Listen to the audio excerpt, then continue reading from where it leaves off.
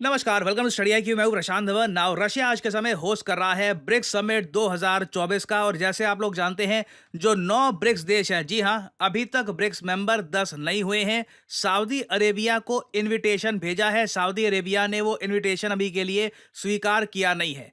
तो जो 9 BRICS member countries हैं आपके सामने हैं: Brazil, Russia, India, China, south Africa, Iran, Egypt, Ethiopia और UAE।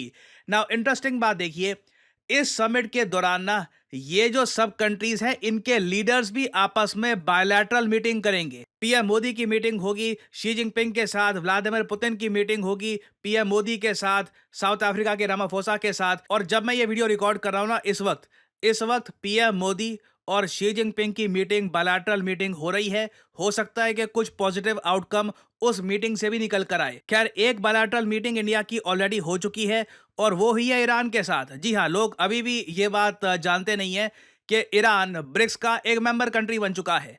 और ईरान के जो नए प्रेसिडेंट हैं मसूद, इनसे पीएम मोदी मिले। यहाँ पे आप देख पाओगे, had a very good meeting with the president of Iran mister Masoud. We reviewed the full range of relations between our countries and also discussed ways to deepen futuristic ties. भविष्य में India Iran के relations और deep कैसे करने हैं, इस पर भी बात करी गई। ये मीटिंग देखिए बहुत इंपॉर्टेंट है, क्योंकि जैसे आप लोग जानते हैं, रिसेंटली ईरान के जो सुप्रीम लीडर हैं खमेनी, इन्होंने इंडिया को कंपेयर कर दिया था गाजा से। उसके बाद भारत सरकार ने इसका जवाब भी दिया और ये कहा कि ये कंपैरिजन बहुत गलत है, इल इन्फॉर्म्ड है, कि इंडिया की सिचुएशन को आप कंपेयर कर दो गाजा से या फिर सीरिया से या किसी और कंट्री से। India is far safer. तो उस इंसिडेंट से आगे बढ़कर यहाँ पर ये मीटिंग जो हुई है, ये बहुत इंपॉर्टेंट है। और इंटरेस्टिंग बात देखिए, ईरान के प्रेसिडेंट ने ब्रिक्स समिट में दो बहुत ही इंपॉर्टेंट इश्यूज रेज किए हैं। पहले तो उन्होंने ये कहा है कि यूएस का कुछ करो। ईरान के president openly openly BRICS summit में, उससे पहले भी ये स्टेटमेंट दे रहे हैं कि ब्रिक्स कंट्रीज को इकट्ठा आना होगा, अपनी इकोनॉमिक सिनर्जी को इस्तेमाल करना होगा और रेजिस्टेंस खड़ा करना होगा यूएस डॉलर डोमिनेशन के सामने। यूएस डॉलर की जो डोमिनेशन है, ये हम ऐसे कैरी नहीं कर सकते। ब्रिक्स को इसे रोकना होगा ब्रिक्स करेंसी के जरिए, या फिर और तरीके से अगर मान लीजिए हम डिजिटल करेंसीज का जो ट्रांजैक्शन है वो भी स्टार्ट कर देते हैं, वो भी यूएस डॉलर की जो पावर है ग्लोबली, इसे बहुत ज़रा कम कर देगा। उसके अलावा ईरान के प्रेसिडेंट ने एक बड़ी बात ये कही है, Delhi can play a part. Delhi एक बहुत ही इंपॉर्टेंट भूमिका प्ले कर सकता है। डॉलर को हटाने के अलावा ये यहाँ पर बात कर रहे हैं मिडल ईस्ट में शांति को लेकर, जो ईरान इजराइल के बीच में टेंशंस बनी हुई है।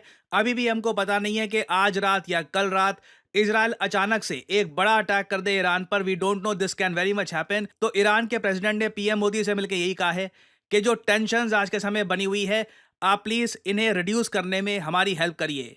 उसके अलावा ईरान के प्रेसिडेंट ने सभी ब्रिक्स मेंबर कंट्रीज को यह कहा है कि प्लीज, जो गाजा में वॉर चल रही है, इजराइल जो कर रहा है लेबनान में, गाजा में, ये रोकना होगा। ये ओपनली उन्होंने बात बोली है कि गाजा लेबनान में इजराइल क्रुएल्टी दिखा रहा है आम लोगों के अगेंस्ट, इसको रोकना बहुत ही इंपॉर्टेंट है। और इंटरेस्टिंग बात मैं आपको बताऊं, सभी ब्रिक्स कंट्रीज आप अगर देख लीजिए, चाइना ये इजराइल के अगेंस्ट है, रशिया इजराइल के अगेंस्ट, साउथ अफ्रीका बिल्कुल इजराइल के अगेंस्ट है। साउथ अफ्रीका ने लिटरली इंटरनेशनल कोर्ट में इजराइल के अगेंस्ट केस लड़ा है। और ईरान की जो पोजीशन है ये आप जानते ही हैं। ऑलमोस्ट सभी कंट्रीज यहाँ पर इजराइल के आलोचक हैं। और अगर आप सोच रहे हैं ब्राजील का क्या, ब्राजील ने तो कुछ नहीं किया ना। ब्राजील ने अपना एम्बेसडर जो है ना इजराइल में, ये वापस बुला लिया था गाजा वॉर की आलोचना में, कि इजराइल बहुत ज़्यादा गलत काम कर रहा है गाजा में।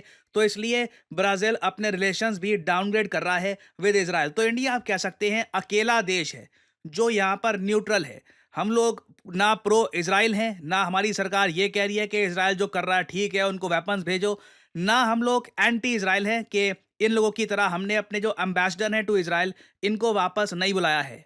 और इसलिए देखिए, ईरान को बताए कि इंडिया का रोल कितना इंपॉर्टेंट है। इंडिया बहुत अच्छे रिलेशंस एंजॉय करता है इजराइल के साथ, but at the same time 4 bar port हम डेवलप कर चुके हैं in Iran.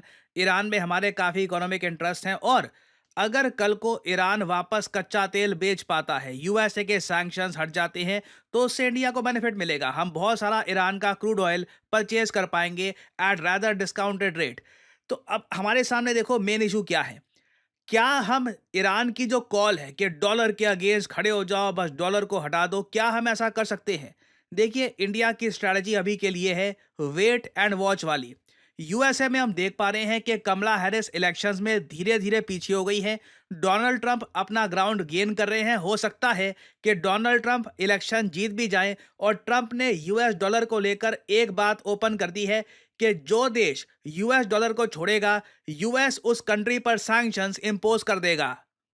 If a country tells me, sir, we like you very much, but we're going to no longer adhere to being in the reserve currency, we're not going to salute the dollar anymore, I'll say that's okay. And you're going to pay a 100% tariff on everything you sell into the United States. ये statement बहुत ज़्यादा important थी और आपने एक बात note करी होगी, जैसे ही ट्रंप की ये स्टेटमेंट आई ना, डॉलर धीरे धीरे इंटरनेशनल ट्रेड में और मजबूत होना शुरू हो गया। तो अभी कंट्रीज नोटिस करेंगी कि डोनाल्ड ट्रंप पावर में आते हैं, कमला हैरिस पावर में आती है, होता क्या है यूएस में। और अगर ट्रंप पावर में आते हैं तो उन कंट्रीज के साथ ये क्या करेंगे जो डॉलर के बिना ट्रेड करना चाहते हैं। क्या चाइना के अगेंस्ट कोई बड़ा एक्शन लिया जाएगा? तो अगेन देखिए, इंडिया अभी रिस्क नहीं उठाने वाला, चाहे ईरान जितना भी कह ले कि देखिए डॉलर के अगेंस्ट हमको खड़ा होना होगा। हम लोग वेट एंड वॉच करेंगे, क्योंकि ईरान के पास खोने को कुछ नहीं है। हमारी एक काफ़ी अच्छी स्टॉक मार्केट है जो बहुत अच्छा परफॉर्म कर रही है, जिसने कई लोगों को पैसा बनाकर दिया है। हमारे काफ़ी अच्छे ट्रेड रिलेशंस हैं यूएसए के साथ। हम अचानक से उन सबको डिस्ट्रॉय नहीं करने वाले। India will wait and watch.